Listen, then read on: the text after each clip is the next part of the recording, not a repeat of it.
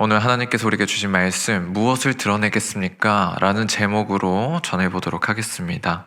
오늘 말씀을 이해하기에 앞서서 오늘 본문의 배경을 좀 알 필요가 있습니다. 그 배경을 또 알기 위해서는 1절을 함께 읽어보도록 하겠습니다. 시작. 그 후에 예수께서 갈릴리에서 다니시고 유대에서 다니려 아니하심은 유대인들이 죽이려 함이러라. 여기서 저는 이 그 후에라고 하는 단어를 좀 주목했으면 하는데요. 어떤 특정한 사건, 주요한 사건이 있은 후에 오늘의 본문이 시작된다는 것을 알 수 있습니다. 그 중요한 사건이 어떤 사건일까요? 오늘의 본문인 7장의 바로 앞장인 6장과 그 전장인 5장을 좀 볼 필요가 있습니다. 5장에서는 또 중요한 사건이 나오는데요. 어떤 사건입니까? 베데스다라고 하는 못에서 예수님께서 안식일에 병자들을 치유한 사건이 나옵니다. 그 사건은 단순하게 아픈 사람들을 치유하고 회복시켜준 사건이 아닙니다. 안식일에 특별히 예수님께서 치유하심으로 인해서 안 그래도 예수님을 안입곱게 보고 있었던 이 유대인들이요, 예수님을 죽이는 명분을 주는 사건입니다. 예수님께서 하나님과 동등됨을 선포하심으로 말미암아서 그 유대 지도자들, 유대 기득권들이 예수님을 신성 모독자로 못 박고 규정하여서 공식적으로 살해를 음모하기 시작되는 것이 바로 이 5장의 사건입니다. 그리고 이어지는 이 6장에서는 더 잘 알려진 사건이 있는데요. 바로 오병이어 사건이죠. 예수님께서 이 오병이어의 기적을 통해서 대중들의 관심과 인기를 한 몸에 얻게 됩니다. 물론 예수님께서는 그 관심과 인기를 원하지 않으셨습니다. 그럼에도 불구하고 예수님을 쫓아오는 이 무리들, 이 대중들을 향해서요, 예수님께서는 친히 자신이 이 땅 가운데 하늘에서 내려온 생명의 떡임을 선포하시고 그들을 가르치십니다. 예수님을 따라왔던 이 무리들은요, 예수님을 통해서 자신들의 육신의 배를 불리기를 원했지만 예수님은 이 땅에 오신 것이 그들의 배불림을 위함이 아니라 그들의 영혼을 구원하는 그 예수님의 진짜 피와 살을 그들에게 줌으로써 그들의 영혼을 살리는 것이 예수님의 사역이고 예수님의 진짜 이 땅에 오신 목적임을 이야기합니다. 그런데 대중들은 그런 예수님의 가르침을, 그런 예수님의 진심을 이해해주지 못합니다.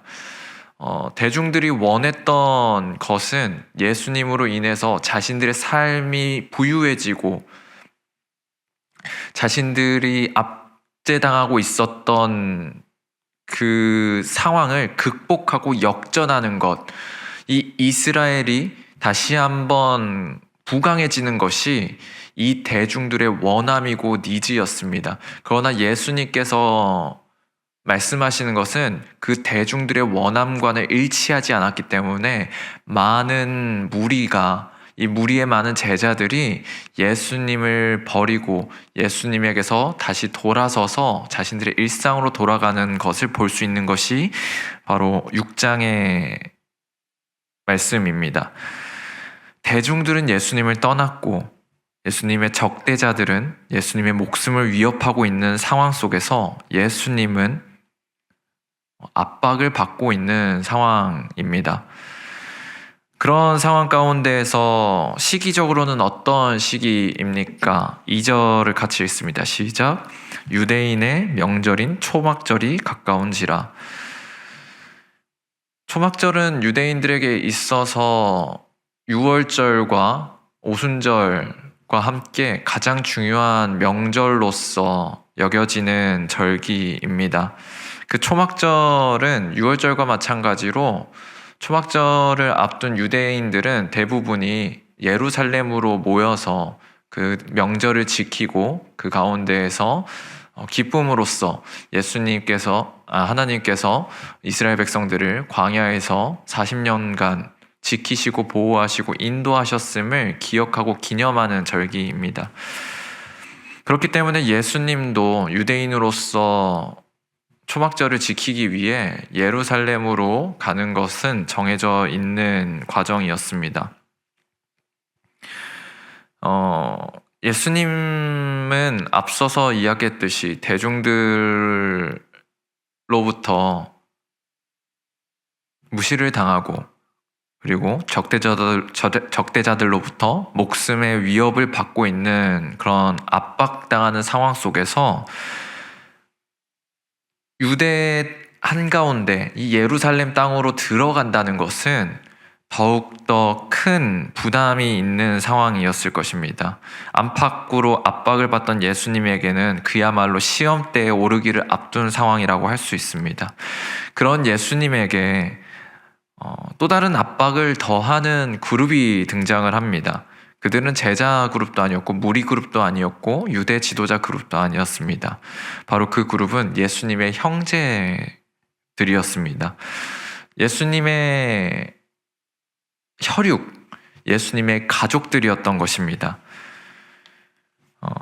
마태복음 13장 55절에 보면은 예수님의 형제들의 이름이 언급됩니다. 그들은 야고보였고 요셉이었고 시몬이었고 유다였습니다. 오늘 본문에 나오는 이 예수님의 형제들 또한 이 언급되었던 4명이라고 추정할 수 있습니다. 그런데요, 이 예수님의 형제들은요, 예수님과 함께 먹고 자랐고 그리고 예수님을 곁에서 누구보다 가까이에서 지켜봤고 심지어는 예수님의 기적을 분명 묵도했을 텐데 그럼에도 불구하고 이들은 제자가 아니었음을 오늘 본문을 통해서 알 수 있습니다. 5절 말씀 같이 읽습니다. 시작. 이는 그 형제들까지도 예수를 믿지 아니함이러라. 5절을 통해서 그들은 예수님의 제자 그룹이 아님을 알 수 있습니다. 예수님의 신성과 성육신을 그들은 믿을 수 없었습니다. 예수님이 하나님의 아들이고 그들이 예수님이 메시아고 예수님이 그리스도이고 예수님이 우리의 구원자라는 것을 믿을 수 없었던 그들은 예수님에게 강한 요구를 합니다. 3절에서 4절 말씀 같이 읽습니다. 시작. 그 형제들이 예수께 이르되 당신이 행하는 일을 제자들도 보게 여기를 떠나 유대로 가소서. 스스로 나타나기를 구하면서 묻혀서 일하는 사람이 없나니 이 일을 행하려 하거든 자신을 세상에 나타내소서 하니. 유대인들을 피해서 유대가 아닌 갈릴리에서만 활동하고 있었던 이 예수님, 그들에게 있어서는 형님이었겠죠. 그들은 이 예수라고 하는 형님이요 참으로 답답했습니다. 예수님이 하나님의 아들이래요. 예수님이 메시아래요. 그리스도래요. 그 예수님에게는 분명히 그런 신비한 능력이 있다는 것을 이 형제들도 알기는 알았을 겁니다. 그렇기 때문에 이 형제들은요, 예수님에게 한 가지를 요구합니다. 형님, 당신이 진짜 예수님의 아들, 하나님의 아들이고 메시아고 그리스도라고 한다면은 그 형님에게 있는 그 능력을 이 외곽 지역, 이 지방 갈릴리에서만 이렇게 펼치고 있을 게 아니라 당신을 의심하고 있는 그 대중들 앞에 서서 또 당신들을 무시하고 당신을 죽이려고 하고 있는 그 유대인 앞에서 증명하셔야 되는 거 아닙니까? 당신의 힘을 보여주십시오. 그렇게 해서 당신이 진짜 그리스도라는 걸 증명하십시오. 드러내십시오. 나타내십시오라고 이야기를 하는 것입니다. 그들이 요구하는 것은 예수님이 가지고 있는 힘을 과시하라는 것입니다. 그들이 요구하는 것은 예수님이 가지고 있는 신적인 능력을 증명함으로써 세상의 인정을 받으라는 것입니다. 그리하여서 예수님을 드러내라고 요구하고 있습니다.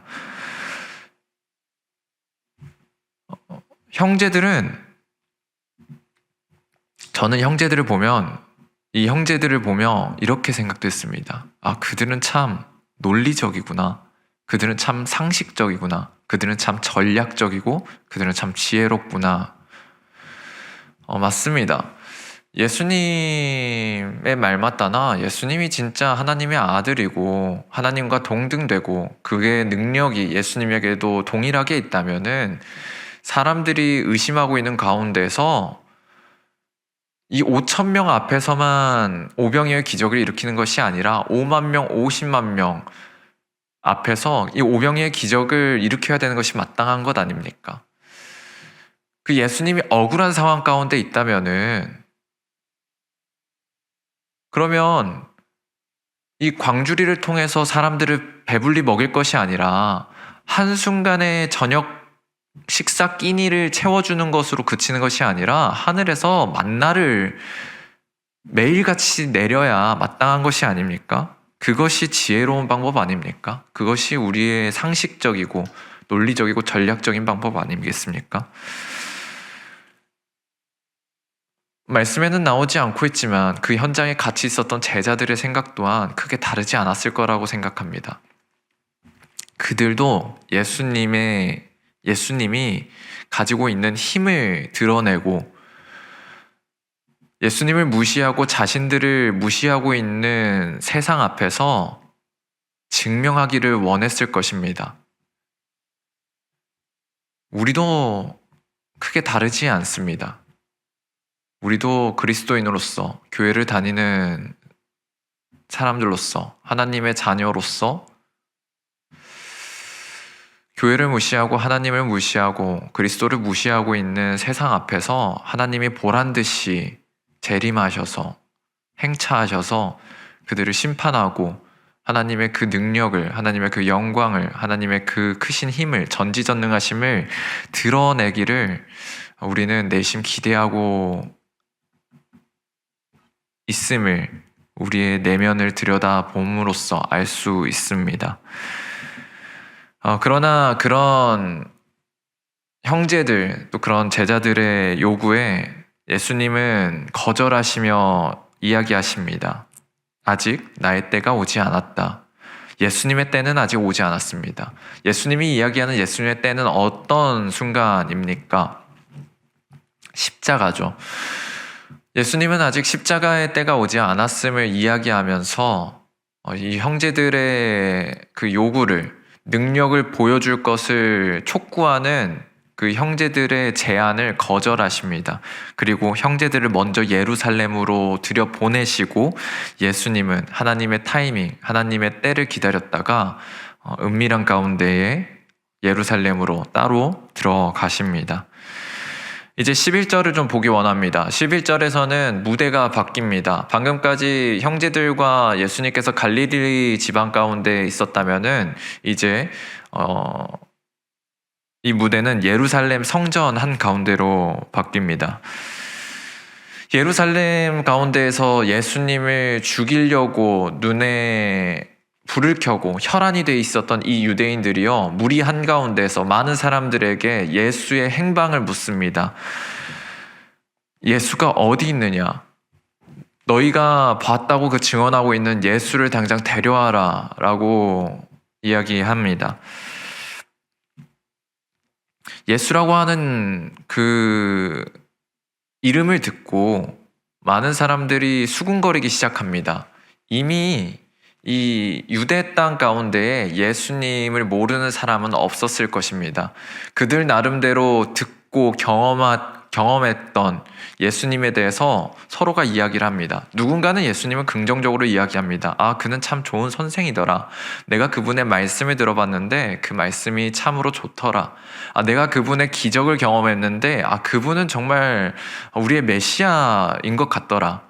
누군가는 이렇게 부정적으로 또 이야기하겠죠. 아, 그는 거짓 선지자더라. 그는 현혹하는 자더라. 그는 하나님을 모독하는 자더라. 그 나름대로 예수님에 대해서 아는 대로 서로 이야기를 나눕니다. 그런데요, 13절을 보면 결정적으로 그들이 어떻게 했는지 우리는 알 수 있습니다. 13절을 같이 읽습니다. 시작. 그러나 유대인들을 두려워함으로 드러나게 그에 대하여 말하는 자가 없더라. 누구도 예수님을 증거하거나 고백하는 사람이 없었습니다. 분명 그 무리들 가운데는요, 예수님의 기적을 체험한 사람들이 있었을 것입니다. 6장에서 예수님의 오병이어 기적을 체험한 사람이 몇 명입니까? 성인 남자만 해도 5,000명입니다. 우리는 그 현장에 있었던 사람이 여자와 노인과 어린아이까지 합치면 2만 명은 되었을 거라고 예상을 합니다. 그 2만 명 가운데 오늘 이 예루살렘의 성전 한가운데에 있는 사람이 단 한 명도 없었을까요? 예수님께서 많은 사람들을 치유하고 기적을 행하심으로써 사역하고 있는 과정 가운데 그 기적을 목도했던 사람들, 그 사람들이 이 성전 가운데 단 한 명도 없었을까요? 분명히 예수님으로부터 도움을 받았던 사람들, 예수님에게 치유받았던 사람들, 예수님의 기적을 봤던 사람들, 예수님의 그 신성을 보았던 사람들이 분명 그 한가운데 있었을 것입니다. 말씀에 나와 있지는 않지만 심지어 그 가운데 제자들이 있었을 수도 있을 것이고요. 오늘 앞서 이야기 나왔던 형제들이 있었을 수도 있습니다. 그러나 그 가운데 13절은 안타깝게도 13절은 이렇게 이야기합니다. 그에 대하여 말하는 자가 없더라. 그 누구도 예수님이 그리스도라고 메시아라고 고백하는 사람이 단 한 명도 없었다라는 것입니다. 예수를 향한 세상의 멸시와 핍박 앞에서 그들은 너무나도 비겁해졌습니다. 그렇다면 우리는 어떻습니까? 그리스도인으로서 예수님의 무엇을 우리는 드러내고 있습니까? 우리는 교회로서 예수님의 무엇을 증거하고 있습니까? 세상이 요구하고 인정하는 부분만 우리가 드러내고 있지는 않습니까? 시대적인 문화와 정서와 정세와 정치에 따라서 대중들은, 세상은, 사회는 교회의 순기능을, 교회의 이점을 인정하기도 하고 칭찬해주기도 합니다. 교회의 유익이 얼마나 많습니까? 우리가 세상 속에서 얼마나 좋은 일들을 많이 하고 있습니까? 세상도 그것을 인정하고요. 그것을 칭찬합니다. 그렇다면 우리는 그 세상의 칭찬과 인정에 맞춰서 세상이 교회로서 마땅히 보여야 되는 것은 이런 것이 아니냐라고 하는 그 요구에 발맞춰서 그런 것들만 우리가 보여주고 그런 모습들만 우리가 드러내고 있지는 않습니까? TV나 대중들 앞에 서는 수많은 간증자들 있죠. 나름대로 예수님의 기적을 체험하고 예수님을 만났던 사건들, 그 경험들을 이야기함으로써 복음을 전하는 귀한 사람들입니다. 그러나 대부분의 그 사람들이 증거하고 있는 그 간증은요,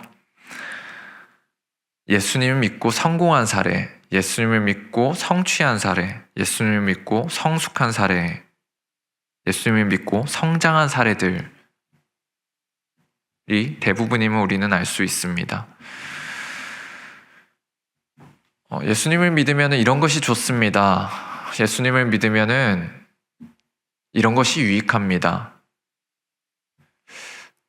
이것이 오늘날 우리 교회의 전도 방법이 되어 있지는 않습니까? 그런데 정말 예수님을 믿으면 유익하고 예수님을 믿으면 좋기만 한가요? 예수님을 믿으면 영광만 있습니까? 아니요. 예수님을 믿으면 고난도 함께 따릅니다. 예수님을 믿으면 헌신해야 됩니다. 예수님을 믿으면 순종해야 됩니다.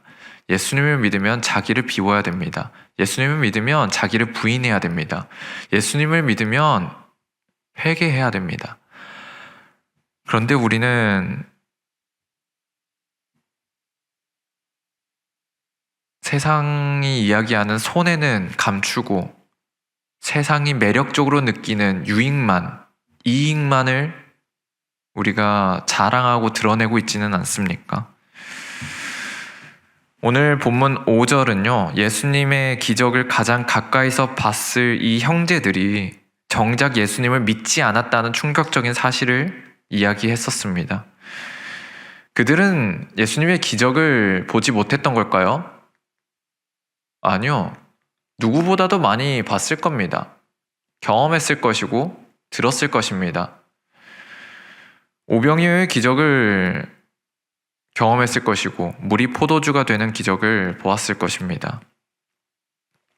그러나 요한복음을 포함한 복음서 그 어디에서도요, 형제들은 예수님을 그리스도로 믿고 그의 제자가 됐다는 흔적은 결코 찾아볼 수가 없습니다. 그런데요, 여러분, 이 불신 가득했던 이 형제들이 어떻게 변했는지 아십니까?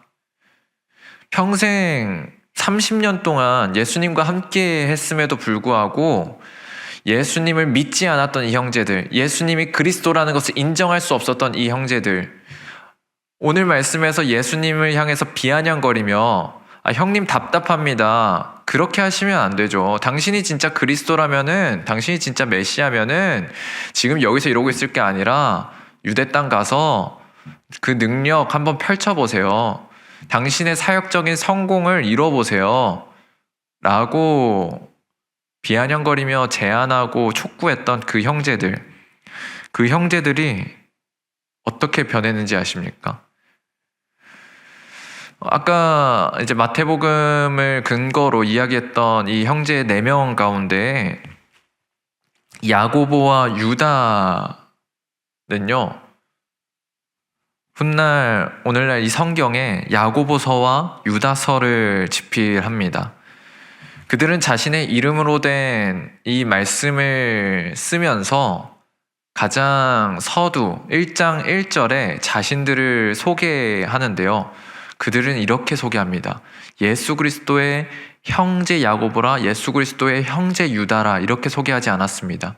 그들은 예수 그리스도의 종이라고 소개를 했습니다. 그들의 정체성은요, 예수님의 혈육, 예수님의 형제, 예수님을 가까이서 본 사람, 예수님의 기적을 체험한 사람이 아니었습니다. 그들은 이제 예수 그리스도의 종이 되었습니다. 무엇이 그들을 이렇게 바꿨을까요? 그들이 그렇게 드러내라고 요구했던 큰 기적, 그것이 그들을 그렇게 변화시켰을까요? 정말 아까 이야기했던 것처럼 오병이어의 기적이 아니라 하늘에서 만나를 주구장창 내리는 기적을 펼쳤기 때문에 그들이 변화됐을까요? 베데스다 못에서만 고치신 것이 아니라 전국의 병원 지점을 열어가지고, 예수 병원이라는 지점을 열어가지고 그곳에 방문하는 사람들마다 치유하고 죽은 사람들을 살림으로써 그 기적으로 말미암아 이 형제들이 예수님을 인정하고 예수님이 메시아임을 믿고 그리스도임을 믿고 그렇게 변화됐을까요? 아닙니다. 그들을 바꾼 것은 모두가 거부했고 우리가 전략이랍시고 감추고 있었던 십자가였습니다. 예수님이 형제들의 요구대로 유대 한가운데서 기적의 퍼레이드를 펼치면서 당신이 신적인 존재임을 증명했다면 그들은 박수는 쳤겠지만, 인정은 했겠지만, 예수님을 칭찬은 했겠지만 결코 종이 되지는 않았을 것입니다. 형제들의 자아를 깨트리고 한 죄인이 변화되어서 그리스도의 종이 되는 진정한 기적은요, 오직 예수께서 죽으시고 부활하신 그 십자가 앞에서만 일어나는 줄 믿습니다. 로마서 8장 17절 말씀 함께 있습니다. 자녀이면 또한 상속자 곧 하나님의 상속자요 그리스도와 함께한 상속자니 우리가 그와 함께 영광을 받기 위하여 고난도 함께 받아야 할 것이니라. 아멘. 십자가의 영광만을 우리가 자랑하고 있지는 않습니까? 우리가 자랑해야 될 것은 십자가의 고난 또한임을 믿습니다. 순환 없는 영광은 존재하지 않습니다. 그 십자가의 이면에는, 부활의 영광의 그 이면에는 십자가의 고통과 고난과 순종과 헌신과 용서와 용납과 눈물과 그 죽음이 있었음을, 자기 비움이 있었음을 드러내시기 바랍니다. 사실 우리는 십자가가 너무나도 무섭습니다. 손해보는 것이 두렵고요. 싫습니다. 낮아지는 것이 싫습니다. 예수님의 형제들조차 기적은 좋아했지만 십자가는 거부했었죠. 우리라고 다르지 않습니다.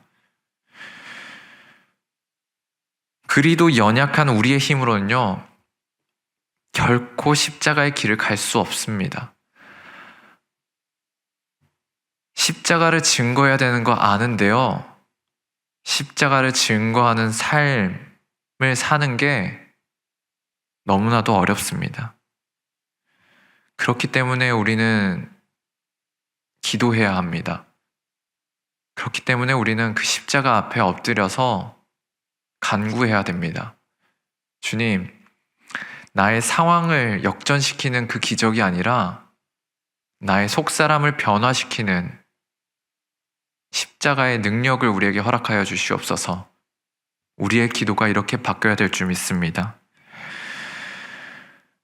오늘 이 새벽 성령의 도우심을 구하며 야고보와 유다 및 형제들을 바꿨던 그 십자가의 사랑이 내 완고한 자아를 깨트려 달라고 기도하시기 원합니다. 상황을 역전시킬 기적이 아니라 나를 변화시킬 그 십자가를 붙들고 우리의 삶 가운데로 돌아가서 십자가를 짊어지고 십자가의 삶을 살아내며 십자가를 드러내는 모든 성도님들 되시기를 간절히 소망합니다. 기도하겠습니다. 사랑해 주님 감사합니다. 오늘 말씀을 통하여 우리가 드러내야 될 것이 무엇인지 돌아보게 하심에 감사합니다. 우리는 세상 가운데에서 하나님의 능력, 그 기적의 체험, 세상이 매력적이고 세상 사람들을 현혹시킬 만한 하나님의 그 능력만을 우리가 내세우고 복음을 전하는 전략이랍시고 십자가는 감추고 있지 않았습니까? 주님, 우리의 삶 가운데에서 그 어떤 경험보다 그 십자가의 능력을 드러내며 살아가는 우리가 되게 하여 주시옵소서. 우리의 삶이 십자가의 종이 되어 세상 가운데에서 하나님을 증거하고 드러내는 우리의 삶이 되기를 간절히 소망합니다. 우리의 힘으로는 그 십자가를 짊어질 수 없습니다. 주님 도와주시옵소서. 성령님 역사하시고 우리 가운데 십자가를 질 수 있는 힘을 계속해서 더해 주시옵소서. 감사합니다. 살아계신 예수 그리스도 이름으로 기도합니다. 아멘.